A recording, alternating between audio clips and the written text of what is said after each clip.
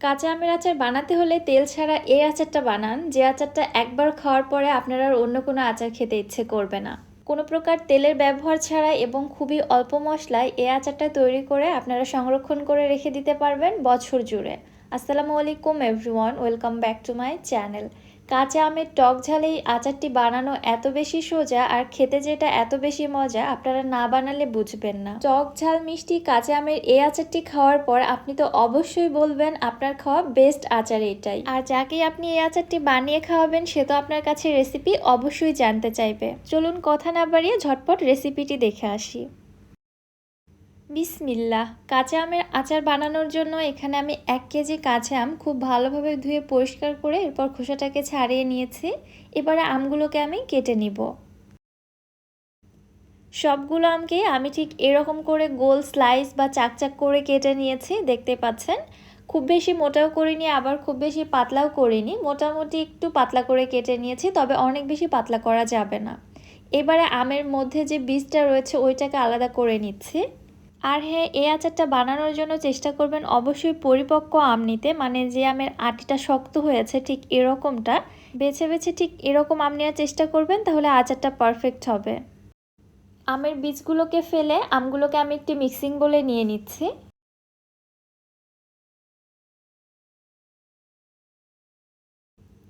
আমের মধ্যে দিয়ে দিচ্ছি 2 কাপ চিনি। যেহেতু এখানে আমি 1 কেজি আম নিয়েছি, 1 কেজি আমের জন্য আমি 2 কাপ চিনি ব্যবহার করলাম।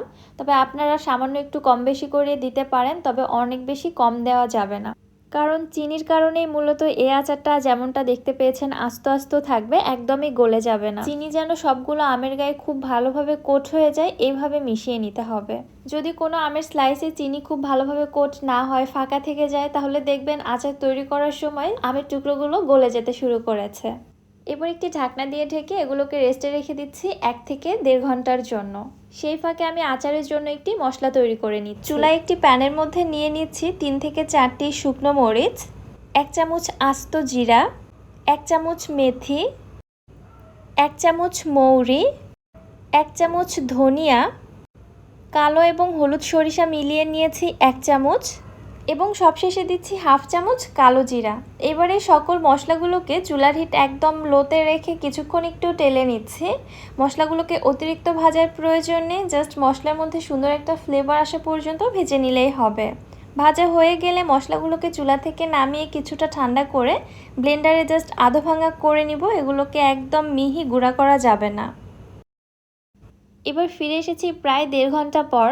এরই মধ্যে আমি মাঝে মাঝে আমের টুকরোগুলোকে একটু উল্টে পাল্টে দিয়েছিলাম, এবং দেখুন আমি এখানে যে পরিমাণে চিনি দিয়েছিলাম চিনিগুলো কিন্তু গলে শিরাতে পরিণত হয়েছে। কিছু চিনি আস্ত রয়ে গেছে, তাতে কোনো সমস্যা নেই। এবারে আমের টুকরোগুলো চিনি শিরা সহ আমি একটি প্যানে নিয়ে নিচ্ছি। চুলাটিকে জ্বালিয়ে দিয়ে আলতো হাতে নেড়ে ছেড়ে এগুলোকে আমি জাল করতে থাকবো আমের টুকরোগুলো সেদ্ধ হয়ে আসা পর্যন্ত। এর মধ্যে যে চিনির টুকরোগুলো আস্ত রয়ে গেছে ওগুলো গলে কিন্তু শিরাটা আরও কিছুটা পাতলা হয়ে আসবে। এখানে পানি ব্যবহার করার কোনো প্রয়োজন নেই, এই শিরাতে আমের টুকরোগুলো সেদ্ধ হয়ে যাবে। কিছুক্ষণ জাল করে নিতে নিতেই দেখুন আমের টুকরোগুলো স্বচ্ছ হতে শুরু করেছে, মানে এগুলো সেদ্ধ হতে শুরু করেছে। এ পর্যায়ে আমের স্লাইস বা টুকরোগুলো কিন্তু অনেক বেশি নরম থাকে।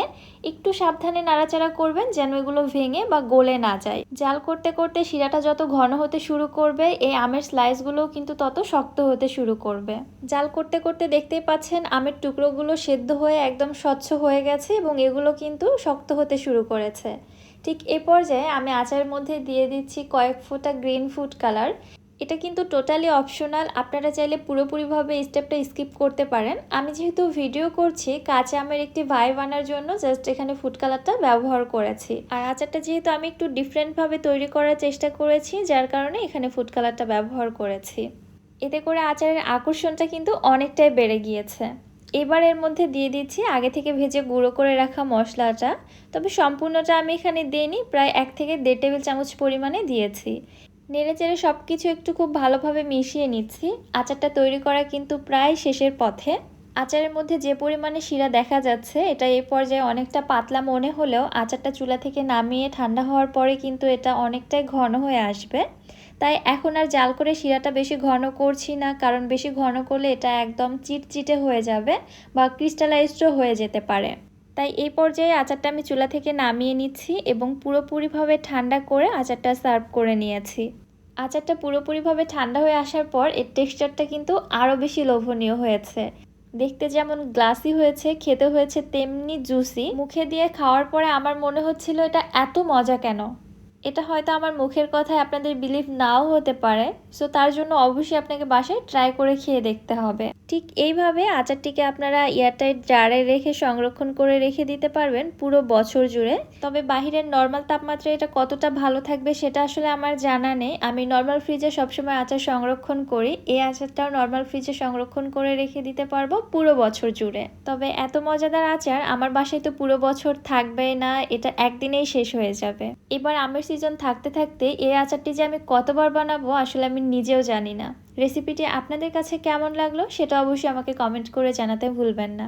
ভিডিও ভালো লাগলে যারা আমার ইউটিউব চ্যানেল থেকে ভিডিওটি দেখছেন চ্যানেলটি সাবস্ক্রাইব করে দিবেন এবং যারা ফেসবুক পেজ থেকে দেখছেন পেজটিতে একটি ফলো দিয়ে দিবেন। সো আজকের বেশি কথা বাড়াচ্ছি না, আজকের মতো এখানেই বিদায় নিচ্ছি। সবাই ভালো থাকবেন, সুস্থ থাকবেন। আল্লাহ হাফেজ।